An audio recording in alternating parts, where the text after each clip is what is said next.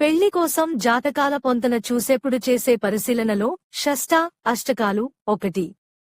దీనినే భకూటం లేదా రాశి పొంతన అని పిలుస్తారు.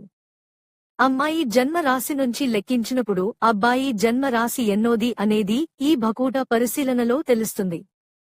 ఇది చాలా ముఖ్యమైనది. జాతకంలో 12 రాశులు ఉంటాయి. అమ్మాయి రాశి నుంచి లెక్కించినప్పుడు అబ్బాయి రాశి 1 నుంచి 12 రాశులలో ఏదో ఒకటి అవుతుంది.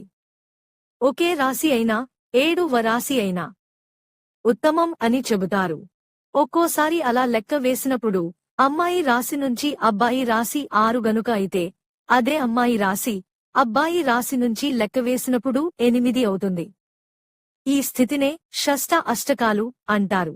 సాధారణంగా ఈ షష్ట అష్టకాలు వచ్చినప్పుడు దాంపత్యానికి అనుకూలం కాదని చెబుతారు.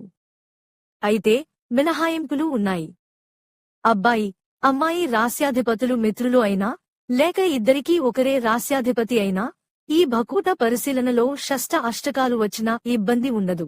షష్ట అష్టకాలుంటే కలహాలతో కూడిన దాంపత్యం అనే అభిప్రాయం ఉంది. కాబట్టి సంబంధం కలుపుకునే ఉత్సాహం చూపరు.